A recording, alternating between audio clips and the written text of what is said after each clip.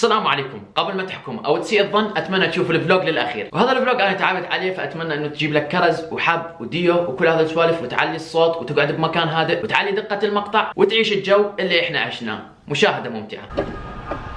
وعد من عندي بس احصل الكاميرا ان شاء الله وراح اختار افضل كاميرا كلها على مودكم. راح اصور لكم فد يوم تصوير بهذا المكان مال سيارات وتصوير جوي، خاصة اذا تصلحت طيارتي خلال هذه الفترة باذن الله. وعد من عندي. يبخر ما شاء الله. هلا والله بالحبايب ما شاء الله. وهذه الاجواء اليوم هسه انا رايح ويا صديقي علي حنروح الكارز اند كوفي، فهسه راح نروح له بالكاميرا الجديده وراح نتونس سويه وراح نصور سيارات خرافيه الخرافيه احلى من مال دبي او مثل مال دبي. خليكم ويانا. والله ما ادري بس احساسي الداخلي قال لي هذا احلى عليك عموري فلبسه، فلبسته. ليتس جو.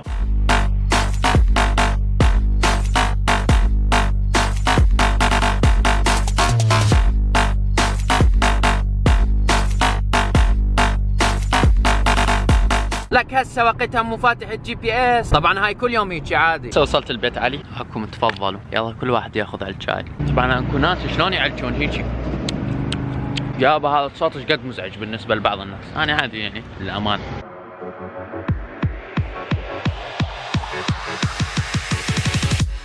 هاي وصلنا يا اصدقائي، وهاي علي سيارة علي، هذه هاي سيارتي. تعالوا خلنا نفطر يلا. طبعا شوية جينا متأخر الصراحة هواية بحيث ماكو سيارات كلها خلصانة. هو هذا اسمه كازن كوفي بحيث من الصبح ويا الكوفي اساس. anyway let's go. يلا هسه راح ابدي تصوير السيارات والتصوير الجوي. 1 2 3 واضرب يا موسيقى.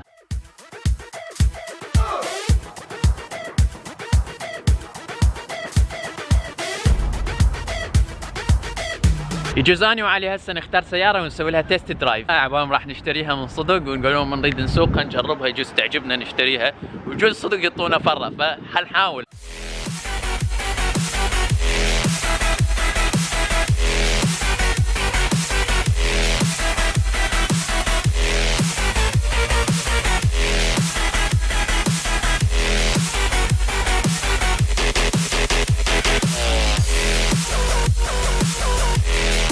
يلا تعالوا ويانا حنروح لهيوستن. يا الله اليوم راح نروح لهيوستن.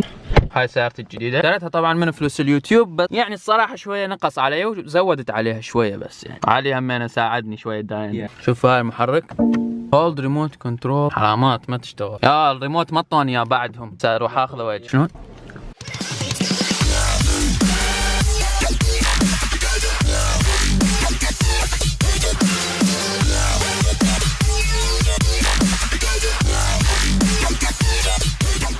علي قال راح يشتري ذيكه بس بهذا اللون لانه ما عجبه اللون الاحمر. هسه يطلع لي مفاتيح. هاي الام 6 راح احاول هسه افتحها. المحرك مالتها بدي اشوف الحجم مال المحرك مالتها، اكيد محركها هذا جبار بس الله الجبار. طبعا ماكو ولا بشر ما ادري يعني. كان مره لما سويت الفلوج كان هذه المنطقه ازدحام لامبورجيني وروز رايز وبوز باز وتشوك تشوك وكل شيء، اشكال والوان السيارات الشايفه والمشايفه. طبعا احنا مستعجلين كلش فراح نروح نشتري الاي 8 هذه لسه شفناها ونطلع على طول.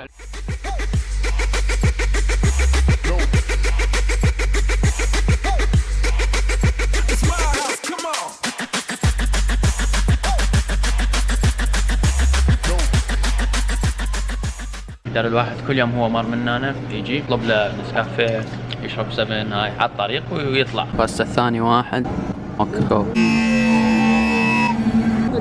ديو اكثر. طبعا ان شاء الله مرتلخ نجي هنا بس من وقت ان شاء الله. انا صرت من اعضاء بي ام دبليو، اعطاني اياها هاي ويا السياره هديه اضافيه يعني. سياره هسه راح يستلمها علي.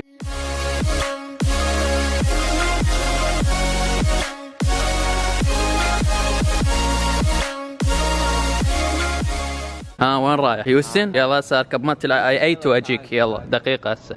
شباب وصلت الاي 8. شو رايكم بيها؟ وصلت الاي 8. حلو مو؟ لا تمشي سريع دير بالك. لا تخاف. ترى سريعة هاي. على 50 بس. سريعة هاي ترى. زين هاي السيارة والله بدل ما يحطوها مثل العمود او حاجز، خلوني اني حاجز وطوني اياها بس. ام 4 هذه ام 4 يا لهوي. يلا مستعدين للتصوير الجوي؟ 1 2 3.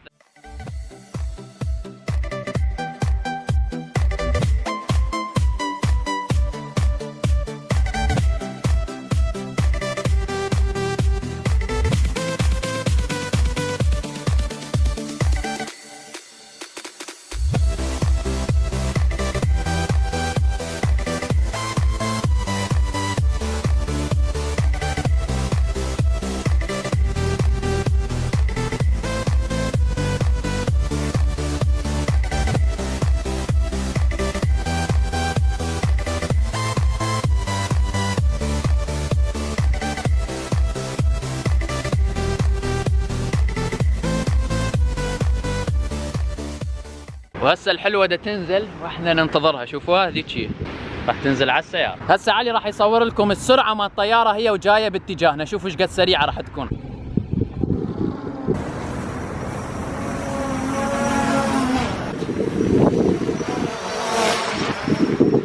الشيء الحلو بهذا الفلوج يا اصدقائي انه هسه اني وعلي وفد واحد راح اعرفكم عليه. هسه راح تشوفوه، ما راح اقول لكم منو هذا الشخص. راح نروح الفد مول اسمه جريب فاين مول اكتشفته قبل فتره، رحت ويا قرايبي هناك وكان مول كلش عجبني، يعني كلش حلو. فما احب اتفلسف واطول، راح تشوفون انتم كل شيء هسه. وصلت السيارات مالتكم شباب، هاي جوائز. الاول تعليق، هذه جوائز اول لايك. اللي يعطي دائما اول لايك هاي الجوائز له. سياره يا ابويا بس خلي يعطوني واحده.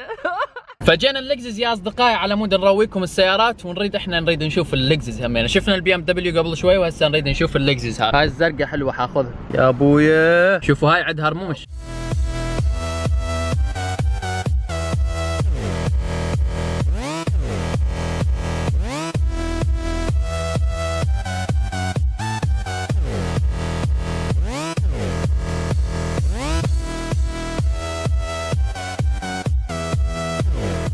شوفوا الشغلات اللي وفروها، مقاعد، مجلات، كوفي، 10 على 10. هسه اني داخل اللكزس حلو. شوفوا الديزاين الخرافي. وهسه اني داخل هاي الحمراء. خل اشوف لكم سعرها ايش قد. غاليه كلش، 45,000. يعني اشتري لي بي ام دبليو احسن. انا هاي السوداء احلى بهوايه. حركها 5 لتر، سعرها $65,000 على اساس مسوي تخفيض 10,000.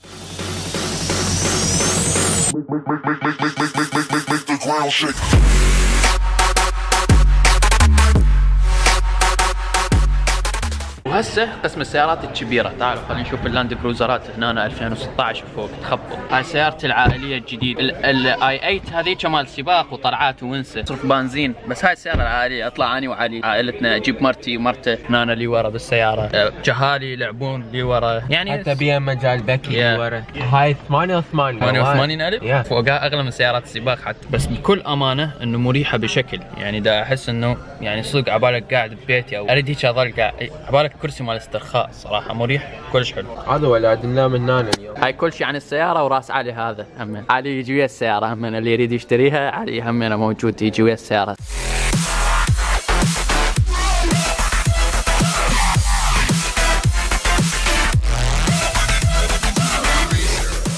وهاي ان شاء الله تونستوا ويانا. وكان اكو مال مرسيدس همينه، كنا نريد ندخل بس تاخرنا على الضيف. هسه راح نروح على الضيف وهسه راح تشوفوا.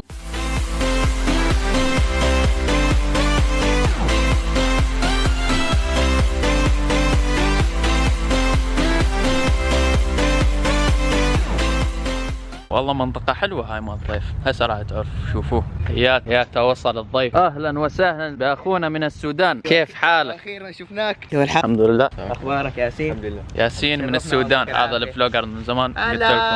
اصحاب عمر زكي. اعطيت لكم رابط قناته جوا اذا تريدون تشوفون قناة. جدة السعودية. بس اصلا من السودان، صار له هو جديد هسه صار له شهر وشويه. هو كان دا يشوف فلوج من فلوجات ماكس شو حمد، هذا صديقي الاماراتي. بعدين طلعت لاني بالاقتراحات، وبعدين شاف طلعت انه اني من نفس السيتي مالته تكساس، وطلع هو يسوي فلوجات وانا اسوي فلوجات. سبحان الله حتى نفس العمر، ويعني صدق شغله غريبه. دي مش اول صدفه في حياتي، يعني انا سبحان الله في حاجات كثيره حاصله في حياتي زي كذا. الحين انت اليوم ضيفنا، لازم نخليك تستمتع. يا طلع نخليك تشوف الاجواء، نرويك امريكا. اول اثنين اعرفهم في امريكا. عارف شعورك؟ انا لما كنت جاي امريكا اول يمكن 5 شهور ما عندي ولا صاحب. اول واحد علي. دوس دوس حبتين. بعدين يطلع لنا واحد نصير نحن حبتين. بعدين طلعنا عباس. مين هذا عباس؟ عباس طبعا الشرطة. عباس في السوداني؟ اسقف ما ادري. انا تلقى مسكين. راح ننزل عليه لو هو ينجي. هو هنا الغراب بيعجبك، طلع اصوات زي الكناري. جينا الهوم ديبوت على مود نجيب عمر. ياسين يقول يتابع اثنيان من كان عنده 4000 مشترك، ويقول انه اهم شيء الاستمرار. وهاي نفس الحكي اللي انا دائما اقول لكم اياه، اهم شيء استمرار. الاستمرار تطور. ايوه، وما يفقد الامل. اذا انت شيء تحبه استمر عليه. انا حاب اليوتيوب. ايوه استمر. وما عليك من كلام الناس. مستمرين ونحو الافضل. هلو ماي فريند. لو حاب تاخذ نسكافيه على النسكافيه تبع دائما بجي هون عشان اشوف النسكافيه مش عمر. شوف الاخ ايش سوى صور الاحداث يعجبني. شوف احداث كسرة $100 بيبي. خلصنا صلاة الحمد لله، وهسه راح نروح الليك بحيرة ان شاء الله. وهسه صرنا بالمول. ياب. هذا فد مول خرافي اللي قلت لكم راح نمر له. وهذا ايش لابس اللي هنا. فمثل ما انتم شايفين صرنا بالمول وراح نروح صالة الالعاب ندور عليها على مود نلعب بلياردو، بولينج، بينج بونج، anything. هذا القطار عيني. كل شوية ناس يحبون فلوقات المول، ما اعرف ليش.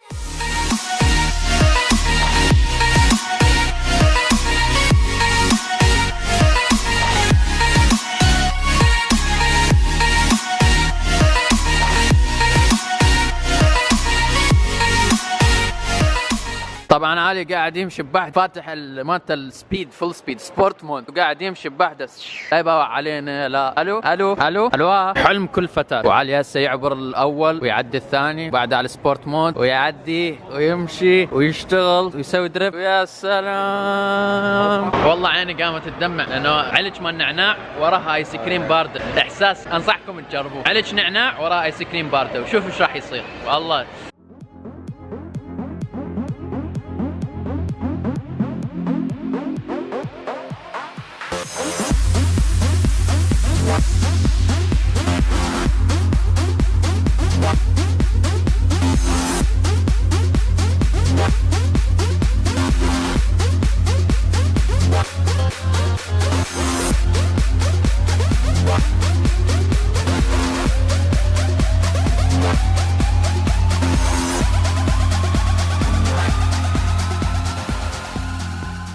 خلاص انا قررت ادخل عصابة عمر زكي. اللي يريد يلتحق بينا هذا المنظم مال العصابة. دخلنا العصابة. مدير الاعمال مال العصابة.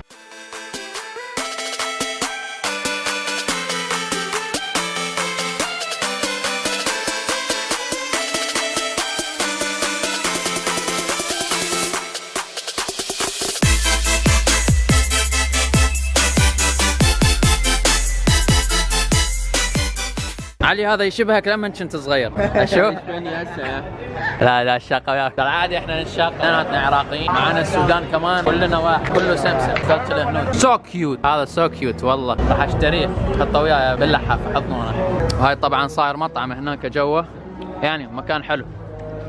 شوفوا علي راح يندعم لك، دير بالك. هسه يلا انتبه. والله كله طلعنا على مود نجيب بطارية على مود نكمل لكم الفلوج الحلو. بيس. فجأة تصير بمطعم افراح العربي. طيب خلينا نشوف ايش راح نطلب. شوف هاي البقلاوات، ايس كريمات هذه كلها. انا هذا الايس كريم وصل الاكل، وهذه الفلوس. جينا الروس راس شنو؟ راس كابتن. لا ما فز. وهسه تارجت فرينا التارجت. ندور على شيبس طابة يجوز نلعب بها هناك على البحيرة. اصلا مع انه ظلمت الدنيا بس اي دونت نو. طلع فلوس يعني.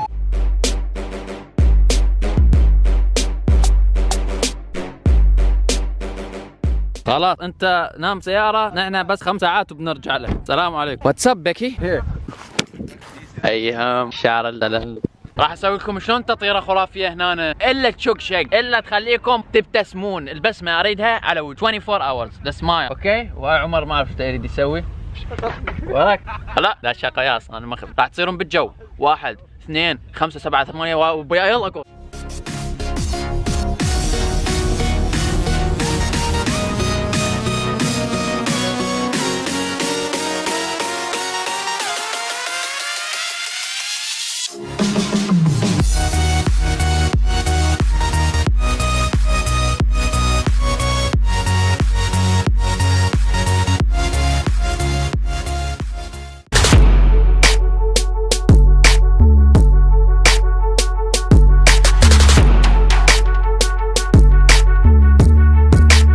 هسه رايحين نتوضا على مود دا نصلي وياه. هذول التونسيين اللي كانوا دا يلعبون طابة بالمناسبة عرب الجيريان. ها جزائريين من احسن الناس. نايس سوى حركة. كمان لقطة بسيطة قبل الصلاة يعني عشان نراويكم كيف احنا يعني مطوعين ونحن يعني دينين وماكو مثلنا يعني ايهم من سوريا وعرف. خلينا نصلي مع السلامة. شوفوا هاي الطيارة طبعا هاي لبست هذا مثل ما انتم شايفين. شوف والله طلع مطقم عبالك انه يعني عبالك شكله حلو. او المهم انه من باردة يا ممكن نسوي حلقات مع بعض احيانا. راح نقعد هنا. واو اخيرا هسه تقدرون تشوفوني بسبب هذا اللايت الصغيروني. اوه ماي جاد تخيل اوقعاني بالكاميرا. طبعا المكان ده يهتز تخيلوا. همبرجر حلال همبرجر واي نوت. شوفوا يا سلام على المنظر مال الفيلم عبالك. هذه البرجرايه في الليل ان شاء الله تخوف. Nothing happened. I thought someone gonna do something. والله ساعة قاعدين يسوون يفكرون وين راح نروح. وياسين خطيه كل شيء ما يفتهم كله نحكي انجليزي. قاعد هيك مثلي اني قبل بالضبط قبل لما كنت مثل يعني قبل شهر لما كان لي شهرين. لا ما يلا رايحين دبي. رايحين دبي ليتس جو بيبي. يلا صديق انا ما عندي لا بس صدق go real quick he's اليوم هم انا حطيتها السارونه ام اختها وهذا هو محل دبي. هسه احنا راح ننزل ما ادري ايش راح نسوي. راح نشرب شاي نسولف بعدين نرجع البيت ان شاء الله. لا اله الا الله. واو وصلنا بتاعتنا. بس راح نطلب لي اطلب لي شاي. هسه فقره اتصال الاهل كل واحد ويا ابوه ويا امه. علي اللي يحاول يسوي الكاميرا الفوكس مال شو اسمه مال ياسين على مود الفلوجات ما تصير احسن. الفوكس اللي يريد يسوي هي يا بدنا ننتظر الشاي. طلبنا شاي. انا ليش لابس هذا؟ خلينا نزعه متاكد هذا هو ياسين فرح كلش لانه علي سوى له الكاميرا واخيرا كله. هذا شاي عراقي يعني من ايدك تسلم عشت ايدك. شاي الوزع عيني شكله مثل العراقي. بسم الله.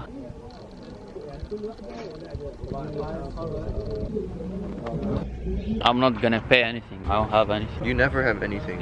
you owe me No baby. It's full of money. يا ريت على الوضع اشتغل كان سنة. فخلصنا هسه راح نرجع البيت. ياسين بعدين علي بعدين نشوفكم بالبيت يعني وراه. مع السلامة يا عم ياسين. نشوفك ان شاء الله بخير. كان يوم جميل. وإذا تحققوا شيء في حياتكم شوفوا حلمكم قريب ولا تشوفوه بعيد. يلا السلام عليكم. يعطيك العافية. نشوفكم بخير ان شاء الله. عندك شيء يجوز بالصندوق؟ مع السلامه نشوفك ان شاء الله في اليوم. مع السلامه. ورجعت البيت الحمد لله وبدلت وهسه ويا نهايه الفلوج اللي هو بكل نهايه فلوج لو اعطيكم اجاوبكم على السؤال لو اعطيكم خبر او ما شابه. فاكو سؤال اجاني على حلقه اسالني الاولى اللي هي اسالني انت شيعي لو سني وقلت لكم انا احب الكل واني لا سني ولا شيء. فاجاني سؤال يقول لي انت ليش تحب السعوديه وشنو يخليك تحبها؟ وانا اقول لك شنو الشيء اللي يخليني اكرهها. يعني ابسط مثال اليوم الشخص اللي انا تعرفت عليه السوداني اللي هو عايش ومولود بالسعوديه طول حياته واللي هي السعوديه بها هوايه سودانيين وبها مختلف الجنسيات. المهم هذا الشخص ما شاء الله متربع تربيه خلوق انسان محترم طيب مسكين على نياته يعني انسان كلش تشرفت بمعرفته. ومثال ثاني بسيط انه شوف تقدر تشوف اليوتيوبريه السعوديين وتقارنهم باليوتيوبريه اللي ما الدول الثانيه. تقدر تشوف انه اليوتيوبر السعوديين عمرهم ما قالوا كلمه وسخه او وات ذا اف وورد او جابوا مثلا اسم ممثله اباحيه بمقاطعهم او حكوا بالطائفه والطوائف وهذه الامور. يعني كلش ناس عندهم اخلاق ما شاء الله. وعندك مثال يعني اثنين خالد